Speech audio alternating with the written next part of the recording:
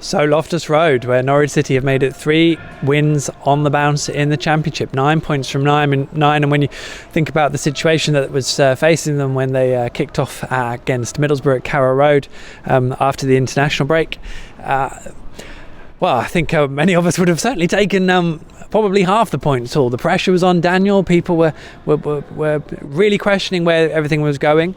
And you can't even say that against 3 poor opponents Norwich have done it, because of course Middlesbrough have only lost 1 game this season, and that was the one at Carrow Road. So real positives, we can't dismiss them. Real positives, we shouldn't dismiss them. We should enjoy it. If you can't enjoy these moments, then you know you're going to struggle to really enjoy anything about football.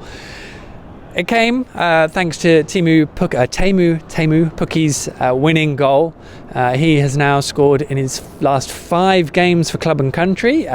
Each game has been won by a solitary goal, so of course he's had, I think 4 of those were 1-0 wins, and Reading being the only anomaly. And I think ultimately it's exactly what Norwich deserved, because the first half Norwich dominated it in terms of possession. And actually you watch them, I watched them and thought, you know what, you look a good side here. You're playing some lovely stuff, dominating play. You could see what they were trying to do. Only issue was probably the final ball, and really making QPR's defence and goalkeeper especially work. But that, you know, what Norwich did was they managed to develop off that in the second half, even though you'd have to say that QPR had more of the game in the second half and more chances of their own, and played probably, they pressed Norwich a bit higher, and they were a bit more on the front foot, and that did cause Norwich issues rather than basically being allowed to play however they wanted in the first half. So you'd probably say that Norwich dominated possession in the first half and the shape of the game, and then in the second half they dominated through chances, because although, I mean, I'm saying this now, it's an archetypal Daniel Farke away win, because in the second half QPR, the game got stretched. I say QPR left spaces behind them because they pressed higher, and Norwich created, although they had, you know, it was nervy watching it at times, and there were spells where you're like, you've got to change this. Emi Buendia struggled and gave the ball away a couple of times. I think for a player who's clearly still adapting to English football, he needs a break. He needed probably not to play in a third game, bearing in mind it was unchanged today. He needed that rest, because I think that caught up with him. But because of that pressure, and it still gave Norwich opportunities, and ultimately over the course of the piece Norwich created by far the better opportunities through the course of that second half. That probably owed a fair bit to Matt Smith only coming on for the last 4 minutes of the game. The fact he didn't start was a bonus. The fact he came on so late was a greater bonus, because in those 4 minutes it still caused a bit of havoc. It's not subtle, which is probably why Steve McLaren didn't chuck him in. He wants to do things in a more aesthetically pleasing way.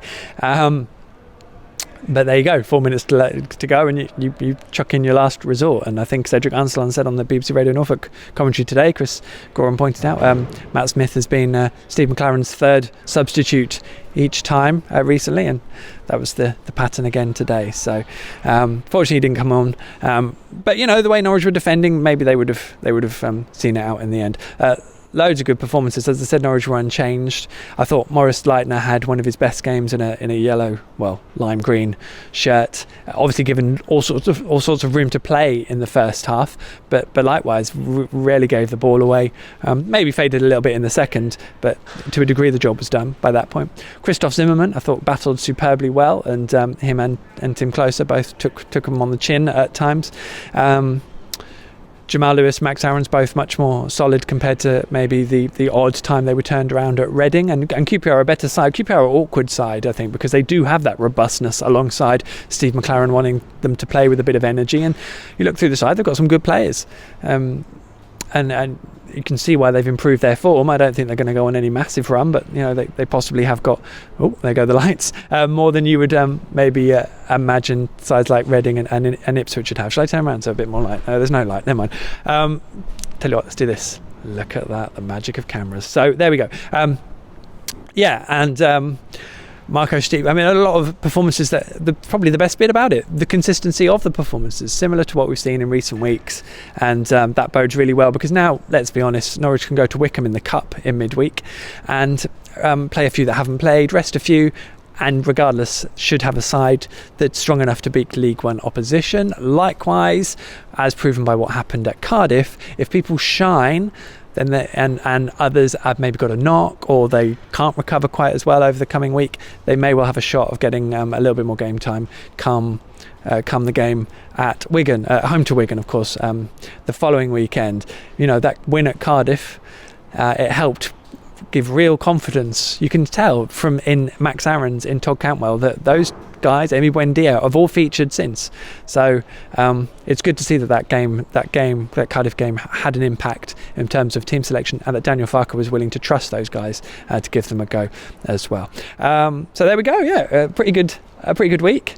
Pretty good week, 3 games, much enjoyment. The one thing to point out, I suppose, is the goal. I haven't explained the goal. Of course, it came sort of quite late on in the second half. Good little flick from Todd Cantwell. The chances Norwich missed in the second half, by the way.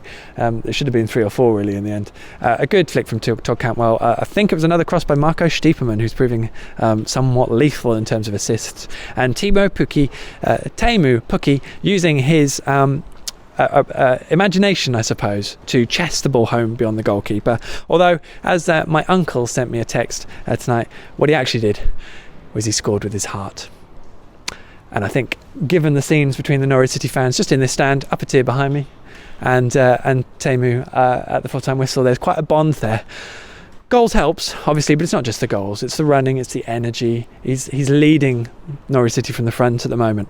Long may it continue. Norwich are in the top half, I think. I haven't checked. Good enough for me. Anyway, PinkUn.com for more analysis and reaction, and all the fallout and quotes and anything you need to know really from tonight's game, and of course looking ahead to next week. Sorry, it's been a long week, I'm rambling now. PinkUn.com, and in the meantime, have a cracking weekend.